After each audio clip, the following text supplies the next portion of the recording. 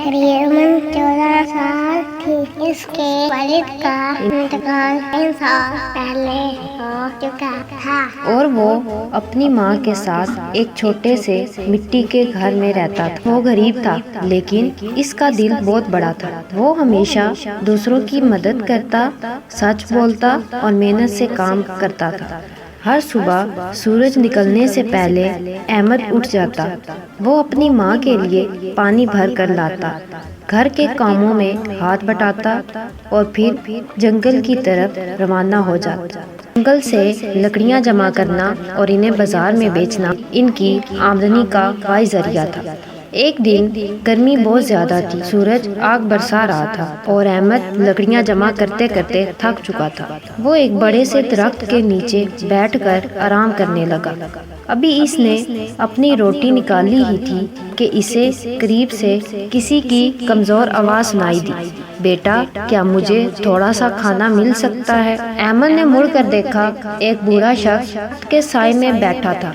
اس کے کپڑے پرانے تھے اور وہ بہت کمزور دکھائی دے رہا تھا۔ احمد نے بغیر سوچے سمجھے اپنی روٹی اس کے سامنے رکھ، بابا جی یہ لیجئے، میرے پاس بس یہی ہے لیکن آپ کھا لیجئے۔ بوڑھے شخص نے حیرت سے احمد کی طرف دیکھا، اور تم کیا کھاؤ گے؟ احمد مسکرایا، اللہ کوئی نہ کوئی راستہ نکال دے گا۔ بوڑھے نے روٹی کھائی اور اس کی آنکھوں میں خوشی کی چمک پیدا ہوگی۔ بیٹا تمہارا دل بہت صاف ہے، میں تمہیں ایک تحفہ دینا چاہتا ہوں۔ یہ کہہ کر اس نے اپنی جھولی میں ہاتھ ڈالا اور ایک خوبصورت چپل نکالی۔ وہ چپل عام چپلوں سے مختلف تھی، اس پر سنہری نقش و نگار بنے ہوئے تھے اور دھوپ میں ہلکی سی نیلی روشنی چمک رہی تھی۔ یہ جادوئی چپل ہے، بوڑھا شخص بولا۔ احمد حیران رہ گیا، جادوئی چپل؟ ہاں، جب بھی تم اسے پہن کر کسی جگہ جانے کی کوشش کرو گے یہ تمہیں فوراً وہاں پہنچا دے گی، لیکن یاد رکھو اس کا استعمال صرف اچھے کاموں کے لیے کرنا۔ احمد نے شکریہ ادا کیا، مگر جب اس نے دوبارہ بوڑھے شخص کی طرف دیکھا تو وہ غائب ہو چکا تھا۔ احمد نے احتیاط سے چپل پہن لی۔ اس نے دل میں سوچا، کاش میں ابھی اپنے گھر پہنچ جاؤں۔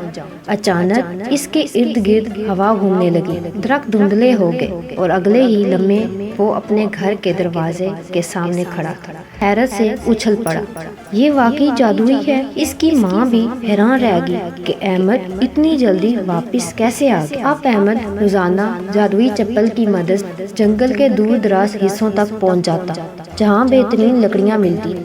وہ جلدی واپس آتا اور زیادہ لکڑیاں بیچ لیتا۔ کچھ ہی مہینوں میں اس کی حالت بہتر ہونے لگی۔ اس نے اپنے گھر کی مرمت کروائی، ماں کے لیے نئے کپڑے خریدے اور ضرورت مند لوگوں کی مدد بھی کرنے لگا۔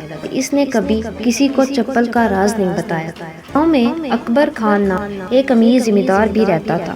وہ بہت لالچی آدمی تھا۔ ایک دن اس نے دیکھا کہ احمد کی حالت اچانک بہتر ہو گئی ہے۔ اس نے اپنے آدمیوں سے کہا، پتہ لگاؤ اس لڑکے کے پاس ایسا کون سا خزانہ آ گیا۔ کئی دن نگرانی کے بعد ایک آدمی نے دیکھا ایک لمحے میں ایک جگہ سے دوسری جگہ پہنچ جاتا ہے۔ جب اکبر خان کو یہ بات معلوم ہوئی تو اس کی آنکھوں میں لالچ بھر گیا، مجھے وہ جادوئی چیز ہر حال میں چاہیے۔ اسی دوران گاؤں میں ایک مسئلہ پیدا ہو گیا، ایک عجیب بیماری پھیلنے لگی، لوگ بخار میں مبتلا ہونے لگے۔ حکیم نے کہا صرف دور دراز پہاڑوں کے پار ایک شہر میں مل سکتی ہے۔ لوگ پریشان ہو گئے کیونکہ وہاں پہنچنے میں کئی دن لگتے تھے۔ احمد نے فوراً اپنی جادوئی چپل پہنی، مجھے اس شہر لے چلو۔ ایک لمحے میں وہ شہر پہنچ گیا۔ اس نے دوا خریدی اور واپس گاؤں آ گیا۔ گھنٹوں کے اندر ہی مریضوں کو دوا مل گئی اور بہت سی جانیں بچ گئی۔ گاؤں والے احمد کی تعریف کرنے لگے، مگر کسی کو اصل راز معلوم نہ تھا۔ ایک رات اکبر خان نے اپنے آدمیوں کو احمد کے گھر بھیجا۔ وہ خاموشی سے اندر داخل ہوئے اور جادوئی چپل چرا کر لے گئے۔ صبح احمد اٹھا تو چپل غائب۔ وہ بہت پریشان ہوا، مگر اسے یقین تھا کہ جس کے دل میں لالچ ہو وہ اس جادو کو زیادہ دیر استعمال نہیں کر سکے گا۔ ادھر اکبر خان نے خوشی خوشی چپل پہن لی، مجھے سونے کے پہاڑ کے پاس لے چلو۔ فوراً اسے ایک سنسان پہاڑی علاقے میں پہنچا دیا۔ وہاں واقعی سونے جیسی چمکتی چٹانیں تھیں، مگر ساتھ ہی گہری کھائیاں اور خطرناک راستے بھی تھے۔ لالچ میں آ کر اکبر خان آگے بڑھا، مگر پھسل کر ایک پتھریلی گڑھے میں جا گیا۔ وہ زور زور سے مدد کے لیے پکارنے لگا۔ احمد کو جب یہ خبر ملی تو وہ فوراً اس جگہ پہنچا۔ اکبر خان شرمندہ تھا۔ احمد، میں نے تمہاری چپل چرائی تھی، مجھے معاف کر دو۔ احمد نے کہا، غلطی کرنا بری بات ہے، لیکن اپنی غلطی مان لینا اچھی بات۔ اس نے اکبر خان کو گھڑے سے نکالا۔ جیسے ہی اکبر خان نے معافی مانگی، جادوئی چپل خود بخود احمد کے قدموں کے پاس آ گئی۔ کچھ عرصے بعد گاؤں کے قریب ایک خوفناک سیلاب آ گیا۔ بارش کئی دن تک ہوتی رہی۔ دریا کا پانی بستی کی طرف بڑھنے لگا۔ لوگ اپنے گھروں میں پھنس گئے، بچے رو رہے تھے، بزرگ مدد کے لیے پکار رہے تھے۔ احمد نے جادوئی چپل پہن لی۔ وہ ایک گھر سے دوسرے گھر پہنچتا، لوگوں کو محفوظ مقام تک لے جاتا، کھانا پہنچاتا اور زخمیوں کو طبی امداد دلاتا۔ اس نے مسلسل 3 دن اور 3 راتیں لوگوں کی مدد کی۔ آخر کار سیلاب کا پانی کم ہونے لگا، پورا گاؤں بچ گیا۔ سیلاب کے بعد ایک شام وہی بوڑھا شخص دوبارہ نمودار ہوا۔ اس بار اس کے چہرے پر عجیب نور تھا۔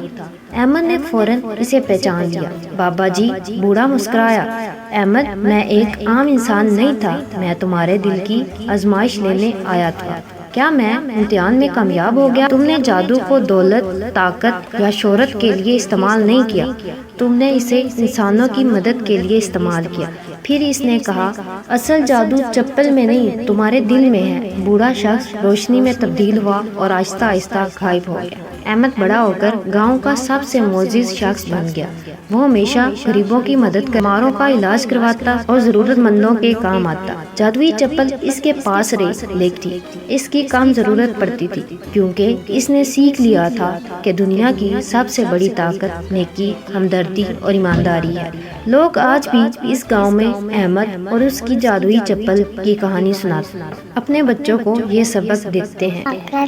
انسان کا بڑا اور اس کی خدمت ایسے بناتی ہے۔